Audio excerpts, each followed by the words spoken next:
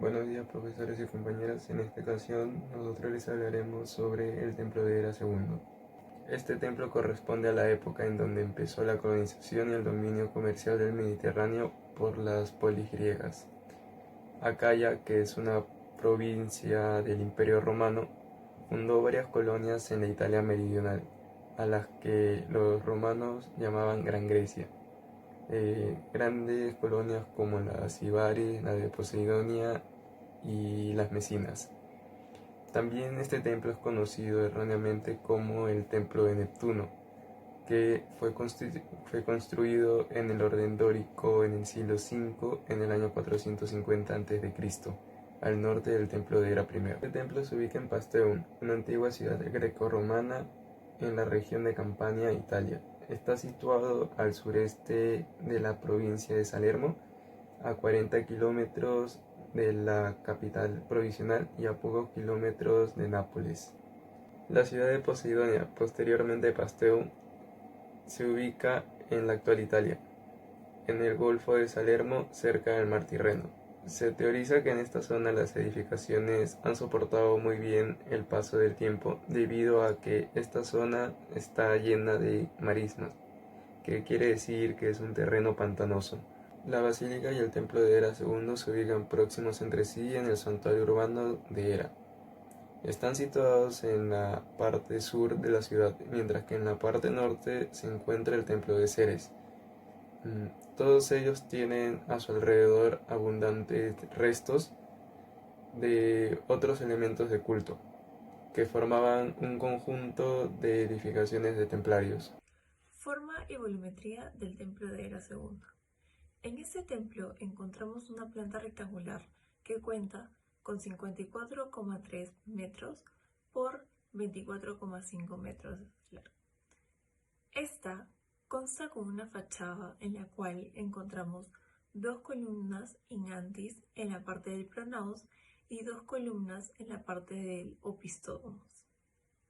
Además, también podemos decir que este templo corresponde al orden dórico.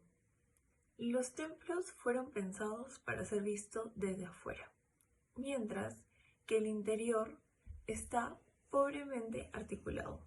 En la parte frontal del templo de Hera encontramos una forma triangular superior, la cual se denomina frontón.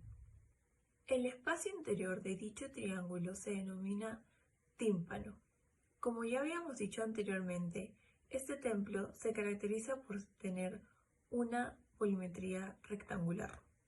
Respecto a la organización de este templo, encontramos que la organización espacial es lineal. Esto quiere decir que pasa de un espacio a otro en forma recta.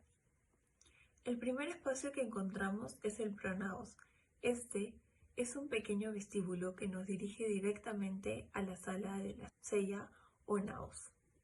Este, además, es simétrico al espacio de los opistódomos. Después nos dirigimos directamente a la sala de la naos o sella, que era un pequeño santuario donde le rezaban a los dioses.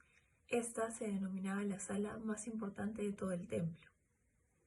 Finalmente, encontramos el espacio de los opistódomos, que era un pequeño depósito donde guardaban todos los tesoros u obsequios otorgados al dios. Este estaba situado en la parte posterior del templo. Al exterior de la volumetría encontramos las columnas o peristilo. Estas eran el conjunto de 36 columnas que rodeaban toda la volumetría exterior. Continuando con la exposición, vamos a hablar de función. En la función del templo, que es la casa del dios o la diosa, en este caso estamos hablando del templo de Hera, donde en el naos, que es en la parte del medio, se albergaba la escultura de la diosa teniendo una función simbólica, y en esa parte del templo no se podía albergar a los fieles o celebrar ritos, porque también los ritos y procesiones se celebraban en la parte exterior o en el ámbito arquitectónico. Y esto llevó a que la arquitectura griega se considera como una arquitectura escultórica, al estudiar también a otros templos de esa misma época. Entonces, en estas imágenes podemos ver mejor la circulación, como en las flechas se ven que las azules, que son las que bordean el templo, solamente pueden entrar los fieles, Y en las rojas pueden entrar los sacerdotes, donde también se encuentra el naos o sella. Continuando con los materiales, ellos usaron arcilla, mármol pentélico y piedra. Bueno, para empezar usaron arcilla en forma de ladrillo para el techumbre. Aquí hay una imagen en la que se puede ver en blanco y negro. Y bueno, también utilizaron el mármol pentélico porque facilitaba la finura del esculpido de los detalles de los capiteles, las columnas jónicas. Y aquí se puede ver mejor los detalles del capitel del templo de Hera. Y bueno, por último, piedras, que estas aparecen en los cimientos. Al principio los griegos utilizaban piedras de caliza, pero prefirieron el mármol porque facilitaba su finura en el esculpido, los detalles, acabados. Y por último se puede ver el ejemplo de un esculpido más claro. Bueno, ahora métodos constructivos. Se utilizó un único método estructural que era el sistema de entelado y lo adaptaron a la forma de sus templos. También estas edificaciones fueron realizadas en espacios en los que no se necesitaba ser habitados, o también otra característica es que los templos solían estar levantados sobre un basamento escalonado que se puede apreciar en la imagen de la diapositiva. Y esto también se realizaba ya que realza el templo sobre su entorno con el fin de que se vea imponente, con respeto, enaltecer su contemplación sobre los dioses. Énfasis. En los templos de la arquitectura griega resaltaban bastante las columnas de orden dórico, y en estos gráficos se puede apreciar mejor las medidas. Bueno, como se puede ver, tenía 7.7 metros de alto en la base, tenían 2.1 metros de alto y iba subiendo y se iban afinando, y en el ancho de la parte superior tenían 1.5 metros de ancho. Y en el gráfico de la derecha tenemos el orden de la altura de las columnas de los templos, de menos a mayor, siendo el templo de Hera, como se puede ver, uno de los que tenía mayor altura, con el templo de Poseidón y con el templo de la Basílica. Gracias, ahora mi compañera le va a continuar con la exposición. Iba subiendo y se iban afinando, y en el ancho de la parte superior tenían 1.5 metros de ancho.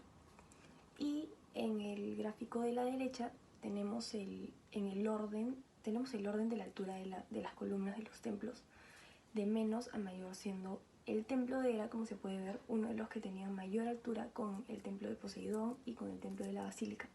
Gracias, ahora mi compañera le va a continuar con la exposición. Elementos constructivos. Contamos con los cimientos. Estas piezas se construían a hueso, sin mortero y con un aparejo bastante cuidado. Los muros, elemento estructural que se construían con o sin relleno en el interior. El entablamiento, piezas que se gravitan inmediatamente sobre las columnas en la arquitectura arquitrabada. Cubierta, generalmente a 2 gotas de agua, cubrían espacio evitando goteras. Tenían caballetes verticales de tamaño creciente hacia el interior de la techumbre. En la planta del templo de Hera II podemos apreciar que es de forma rectangular.